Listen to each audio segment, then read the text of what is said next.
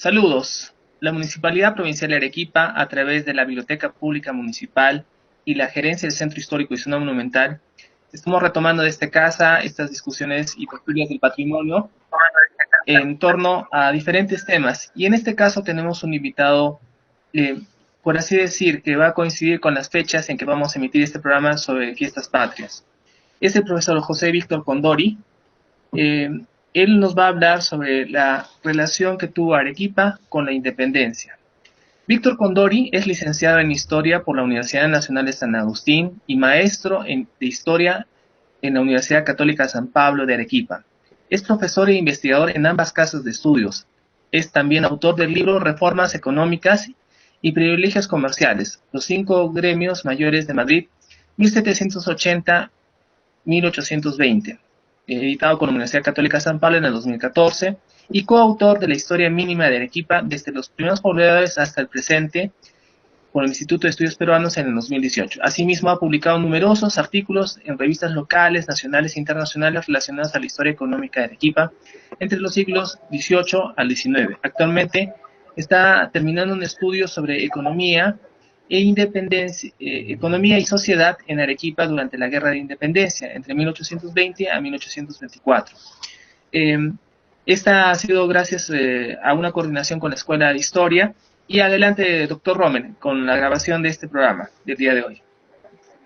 Muchas gracias, Gonzalo. Muchas gracias, Víctor, por acompañarnos en esta tertulia sobre patrimonio de Arequipa, dedicado a la participación de Arequipa en el proceso de la independencia. Y antes de formularte la primera pregunta, ¿no?, me gustaría referir un texto de José María Rey de Castro y Arce, que fungió de secretario de Antonio José de Sucre en sus recuerdos del tiempo heroico, ¿no? Un texto suyo publicado póstumamente en 1883 en Guayaquil, donde decía de que con la llegada de Sucre a nuestra ciudad en agosto de 1823, volvía, digamos, a aparecer el entusiasmo, ¿no?, por las luchas de la independencia o el sentimiento patriótico en nuestra ciudad.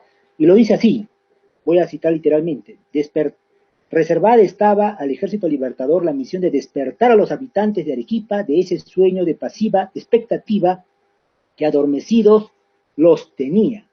Y se remonta al 10 de noviembre de 1814, que fue la llegada también de Pumacahua y sus huestes a Arequipa, y el grito de libertad que dio el prócer Mariano José de Arce en un cabildo abierto convocado en nuestra ciudad. De modo que, según el testimonio, la versión de José María Rey de Castro y Arce, desde 1814 hasta 1823 había habido una pasividad en nuestra ciudad.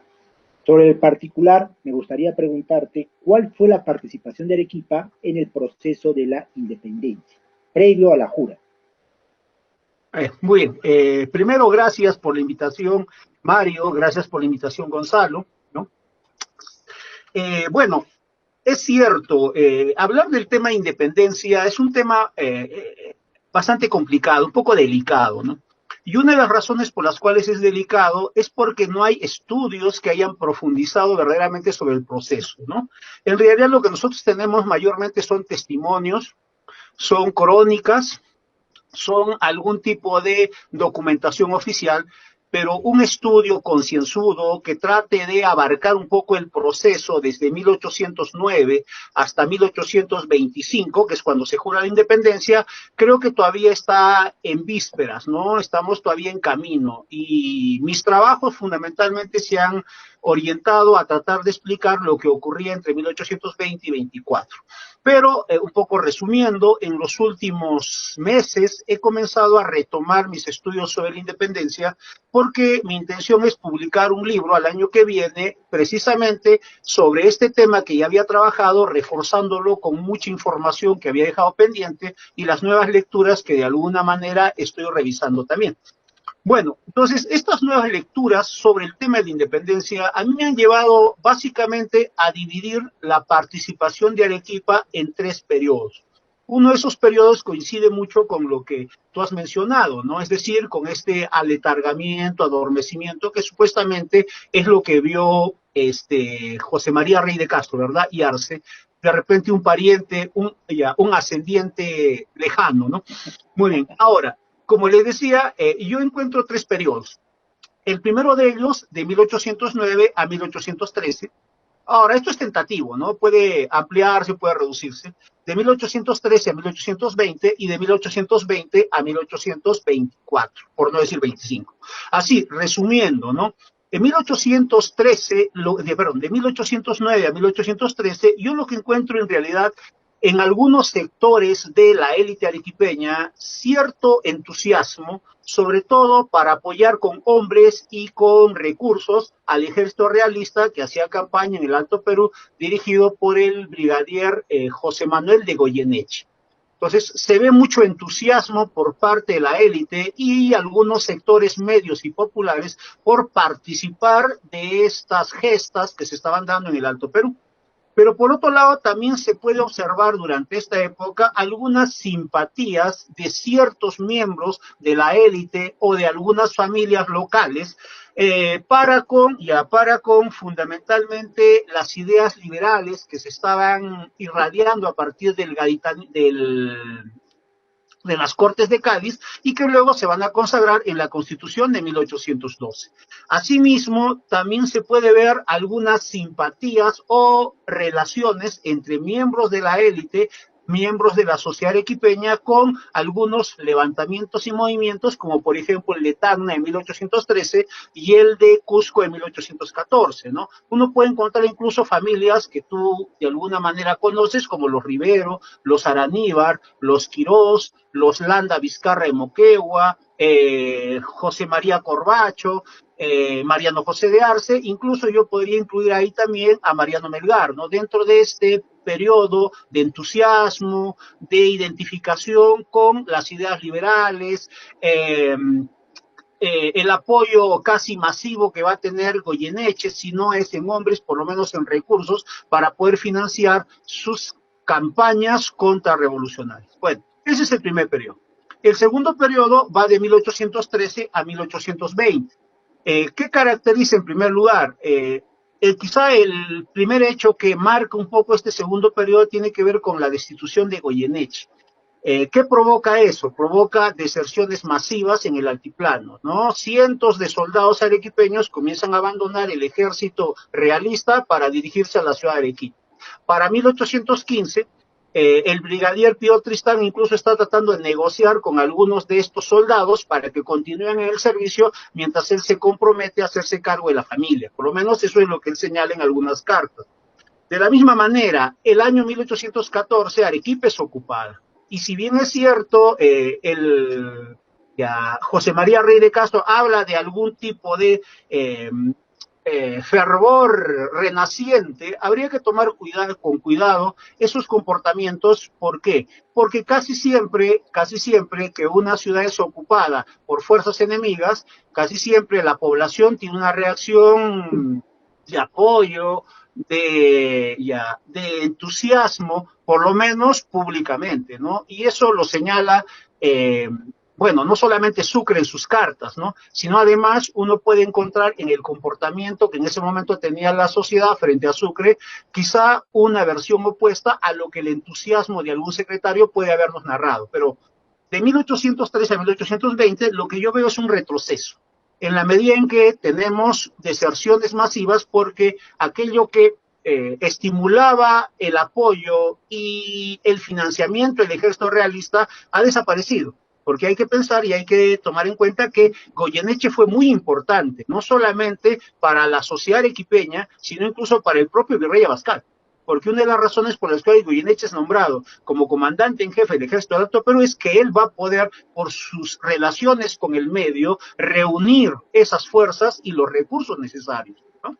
Ahora, para 1814, como te decía, hay una ocupación de la ciudad. Si bien es cierto, hay algunos grupos que mostraron entusiasmo, hay otros grupos que no. Y eso se puede ver en los documentos, condenas, rechazos a la presencia cusqueña.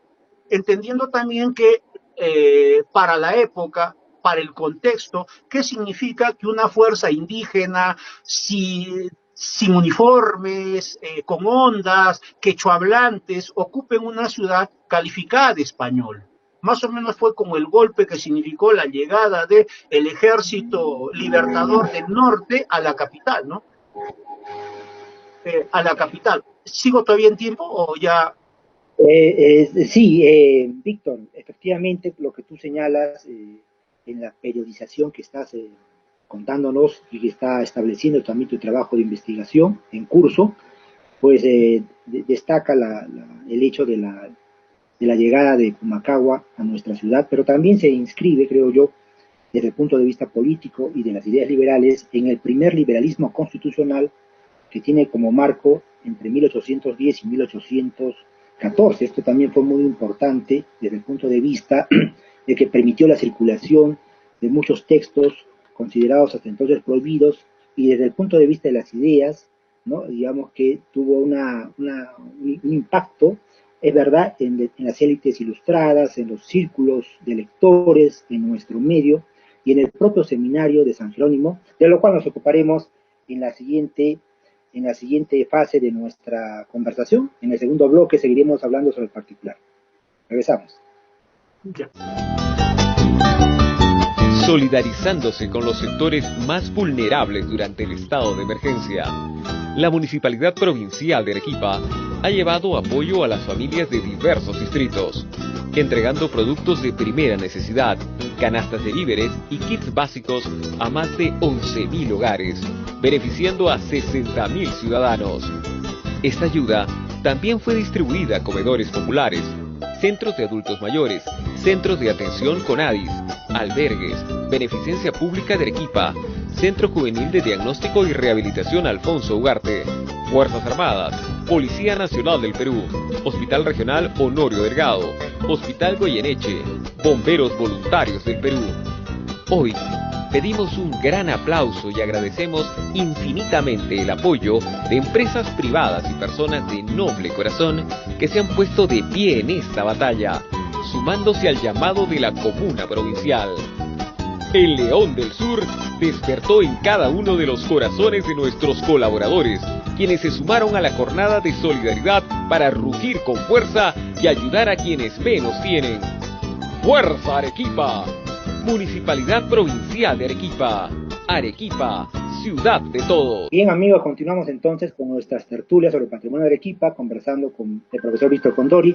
Ya nos había expuesto la periodización de un trabajo de investigación en curso que viene haciendo, un primer periodo de 1809 a 1813, un segundo periodo de 1813 a 1820 y un tercer periodo de 1820 a 1825. Nos gustaría, Víctor, que continuaras, digamos, resumiéndonos los principales hitos de esos periodos que tú has identificado. Bueno, así, gracias. Como te mencionaba, y de alguna manera tu atingencia va con lo que había señalado, durante el primer periodo hay una influencia, pues, de las ideas liberales que se están irradiando a partir de las Cortes de Cádiz. Y eso explica un poco también estas simpatías de algunos grupos y familias arequipeñas que implican también la circulación de mucho material, ¿no? Pero todavía está eso en proceso de investigación. Por otro lado, cuando hablamos de una etapa de retroceso y represión, no solamente tiene que ver con la ocupación de Arequipa, que fue un golpe muy duro para una parte de la élite arequipeña, es decir, no todos respondieron con el entusiasmo. Posteriormente a eso hay un proceso de persecución a simpatizantes de este movimiento, como Arce y Corbacho, que van a ser procesados, ¿no? Algunos de ellos incluso en ausencia.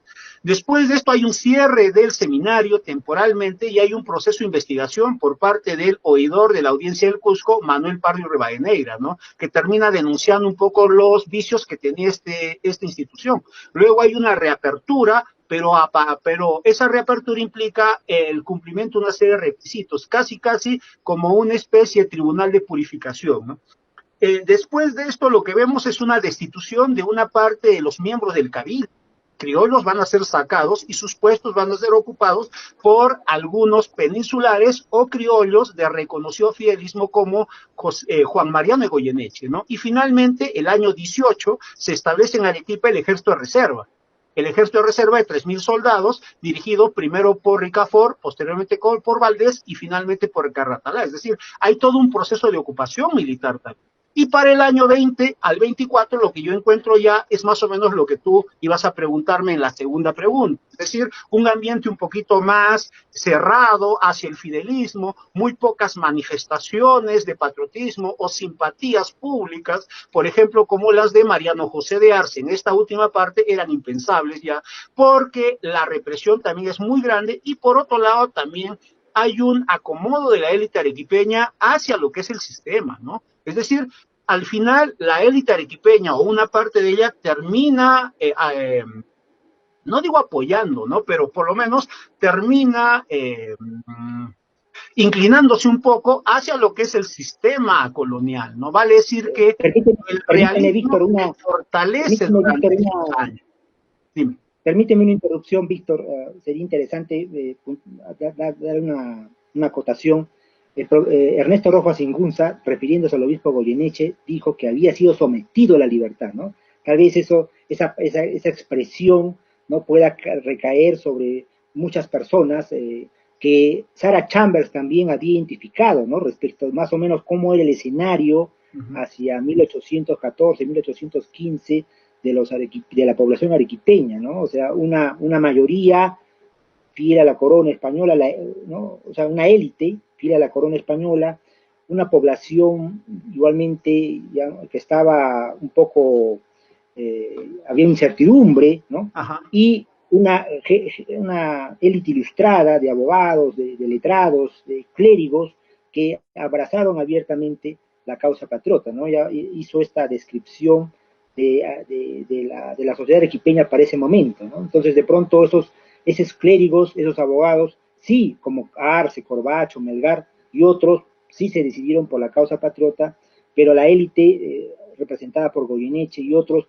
eran más fieles a la corona española, y la mayoría de la población que se mantenía pues expectante, ¿no es cierto?, a lo que podía ocurrir, ¿no? Bueno, en realidad yo discrepo un poco con la tesis de Sarah Chambers en la medida en que está basada más en conjeturas, está basada más en aproximaciones y no necesariamente en un trabajo del contexto, ¿no? Entonces, a partir de ahí yo tengo algunas discrepancias.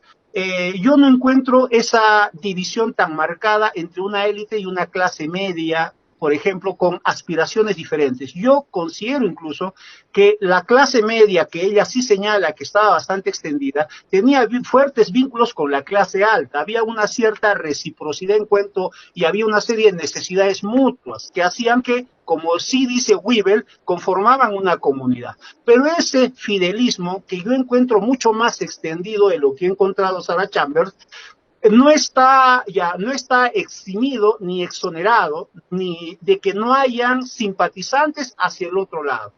Pero esos simpatizantes yo considero que son simpatizantes bastante tibios, ¿ah? Son simpatizantes bastante tibios. Como los realistas que tenemos en Arequipa tampoco son unos realistas militantes, es decir, ellos no son realistas recalcitrantes que van a hacer una defensa a ultranza del sistema colonial, como por ejemplo tú lo vas a encontrar en Guanta, lo vas a encontrar en Pasto, lo vas a encontrar en Moyobamba, en Patás, en Cajabamba, en el norte, donde caído el sistema jurar la independencia, ellos van a continuar resistiendo. No, eso no se ve. Lo que se ve es más bien una cierta simpatía con el sistema colonial. Y esa simpatía tiene que ver mucho también con lo que se defiende, ¿no? Es decir, ¿qué se está defendiendo? Yo en realidad discrepo mucho, y perdóname, con la idea de que aquí hay un patriotismo que está detrás, ¿no? Aquí hay intereses. Aquí se está jugando la vida, se está jugando la familia, se están jugando los intereses económicos, se está jugando la seguridad de la ciudad, ¿no? Pero el patriotismo creo que ya ha sido cuestionado hace mucho tiempo como la idea de nación, ¿no?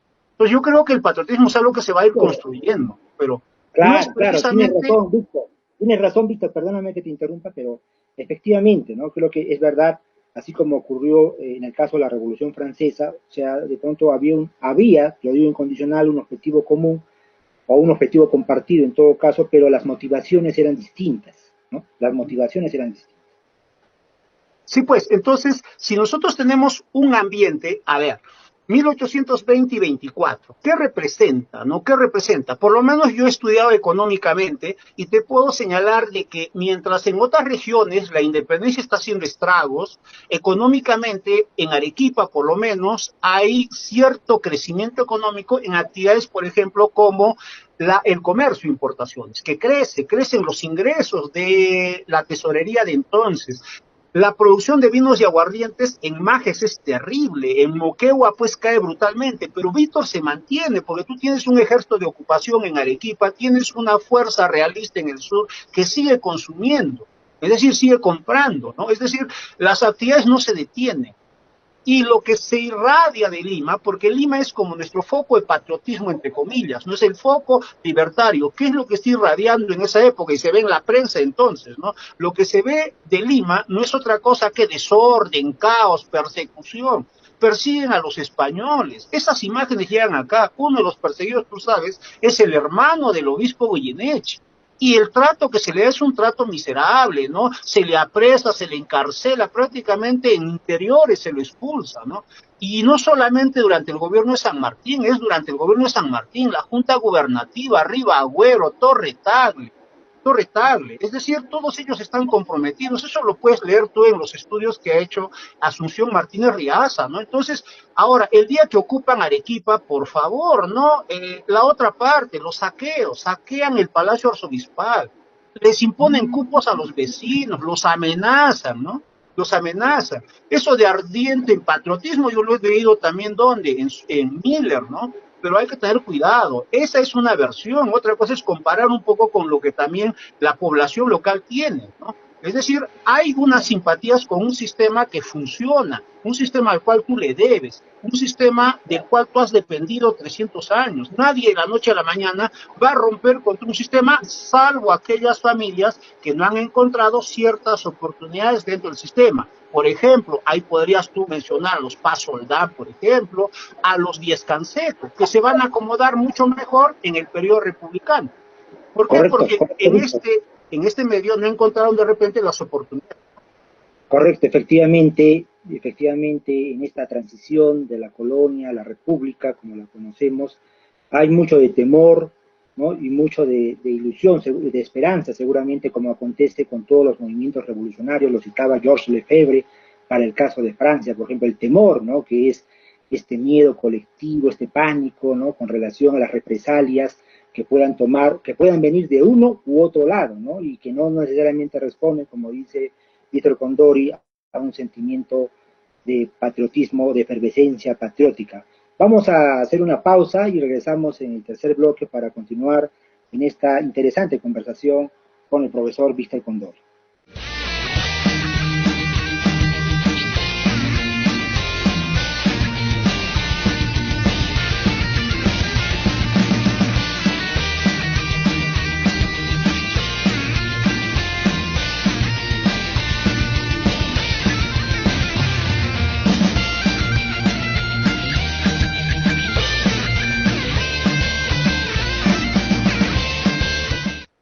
Bien, continuamos con las tertulias sobre patrimonio de Arequipa. Nos acompaña el profesor Víctor Condori y él nos estaba narrando en el segundo bloque de que había una particular situación económica en Arequipa previo a la jura de la independencia en febrero de 1825. Nos gustaría que pueda completar esa respuesta y luego también nos pueda comentar acerca de la presencia de Bolívar en Arequipa y la labor que cumplió la prensa, ¿no? No necesariamente independiente, sino más bien al servicio de la causa bolivariana o de los intereses que representaba el gobierno de Bolívar en el Perú. Adelante, Víctor. Bueno, es cierto, para mí el tema económico fue bastante importante porque de alguna manera me permite entender y comprender el impacto que pudo haber tenido la independencia en una región y de alguna manera cómo ésta pudo haber influido también en la decisión o posición política de una sociedad. Ese fue más o menos el objetivo que yo me planteé en el momento en que decidí estudiar la parte económica, ¿no? La parte económica. Ahora, eso por un lado. Por otro lado, como les decía, este realismo es un realismo bastante normal y natural, ¿ah? Tenemos una idea errada de creer que lo malo aquí era ser realista y lo bueno era ser patriota. Y no es cierto. Realistas eran casi todas las ciudades, salvo por ahí Cusco, Ayacucho, Tacna, hasta 1820, ¿no? Es solo ponerse a pensar qué ocurre con Trujillo. En 1808, fidelidad al rey. 1812, fidelidad a la Constitución. 1814, fidelidad al rey. 1816, rechazo a Brown. 1820, rechazo a Cochrane y San Martín. En diciembre San Martín negocia con la élite trujillana y de la noche a la mañana ellos se vuelven patriotas. O sea, se vuelven patriotas, ¿no? Y quieren imponer el patriotismo en el norte, como en Piura o con algunas regiones donde tienen mucha resistencia. Entonces, tenemos nosotros patriotismos de última hora, ¿no? Aceptación y de la independencia, pues, entre gallos y medianoche. Por lo menos Arequipa fue consecuente, ¿no? Hasta el final, dentro del realismo en el cual se había mantenido durante 300 años. Por otro lado, dentro de la pregunta sobre por qué en 1824-25, bueno, porque en realidad hasta por lo menos agosto de 1824, la guerra de independencia estaba inclinada hacia el lado realista. O sea, las dos expediciones a intermedios habían sido derrotadas hacía poco, ¿no? O sea, ¿quién iba a pensar que en 1824, en agosto, iba a ser derrotado el ejército en Junín? Mucho menos en Ayacucho. Uno compara el equilibrio de fuerzas, incluso mayores soldados tenía el ejército del rey. Entonces, en realidad esto fue casi sorpresivo, y eso yo lo encuentro en la economía local. Durante esos 4 años de guerra que deberían estar la gente reducida a sus casas como en la cuarentena o el periodo actual, tratando de no salir para no tener que ser víctima de la arremetida patriota, lo que tú encuentras durante esos 4 años son movimientos económicos, compras, ventas, préstamos de dinero, conformación de compañías. Una compañía inmensa de 700,000 pesos se forma el 22. Ahora Goyeneche está invirtiendo hasta la ocupación de Arequipa por las fuerzas de Sucre. Yo creo que eso marca un antes y un después. Por lo menos ahí se repliega la élite criolla arequipeña, ¿no? Se repliega. Tú ves que Goyeneche después de eso se retira, incluso se retira de sus labores como regidor del Cabildo. Entonces, en realidad, el régimen colonial era muy sólido hasta 1824, ¿no? ¿Por qué pensar de que este iba a caer? Finalmente cayó. Y al caer, Arequipa no hizo nada por defenderlo.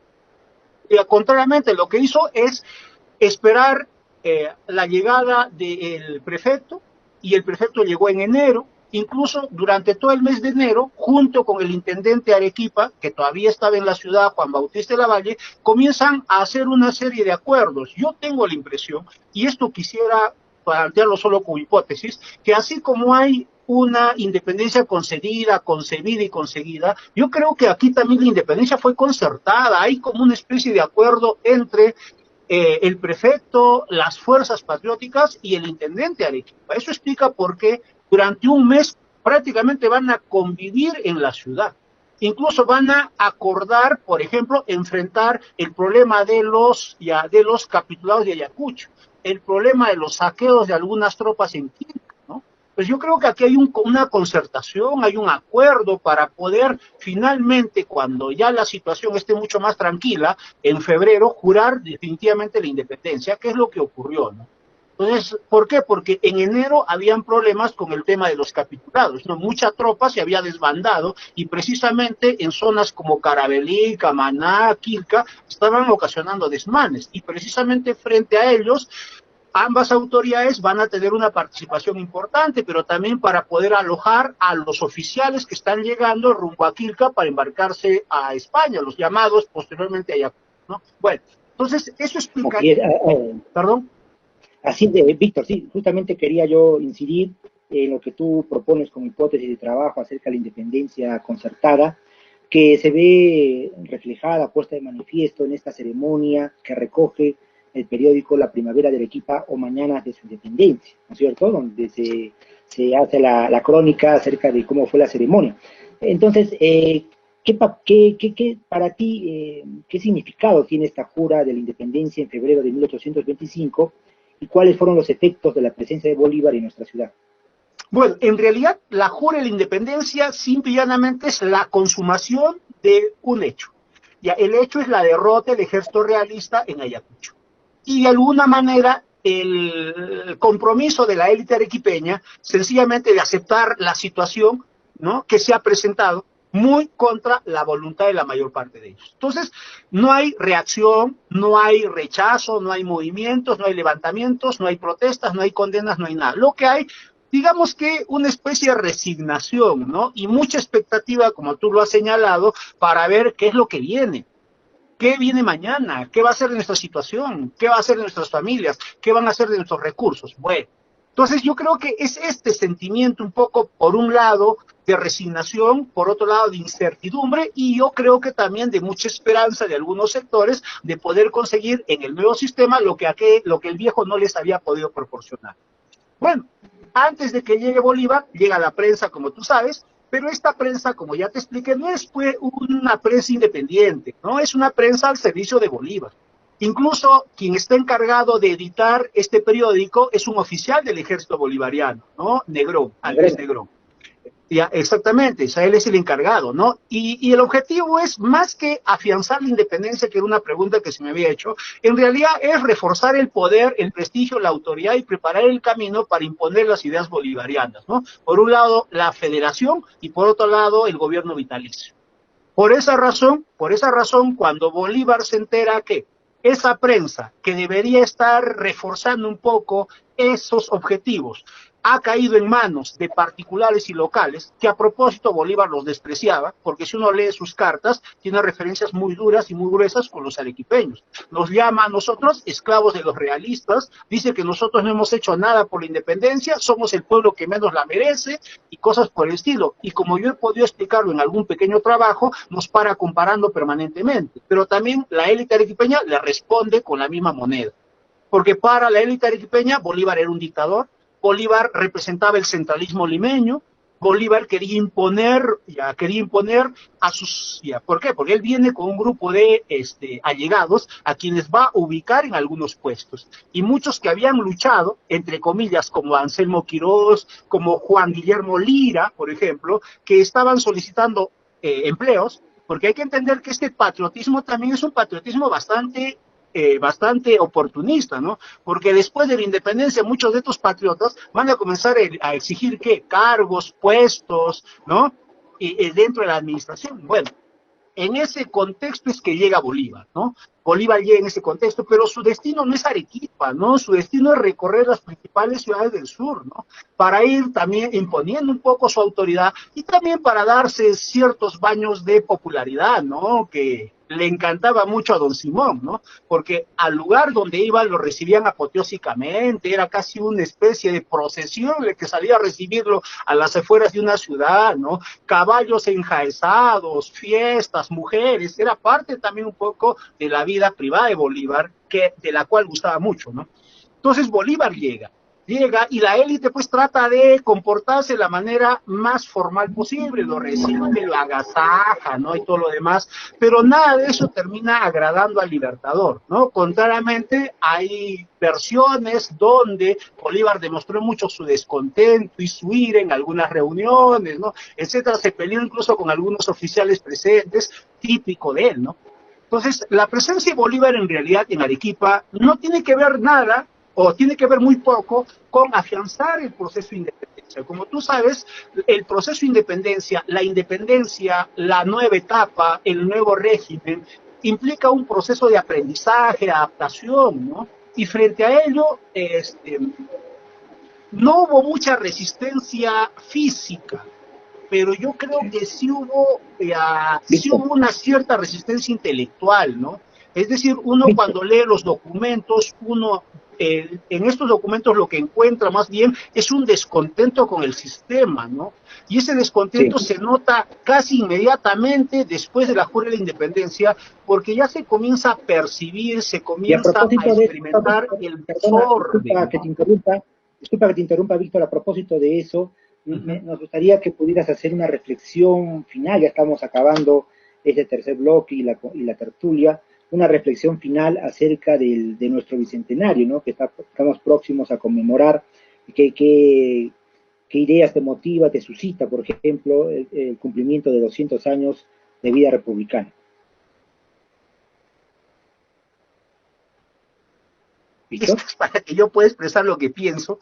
A mí me genera dos lecturas encontradas. La primera de ellas es como ciudadano y como profesor de colegio.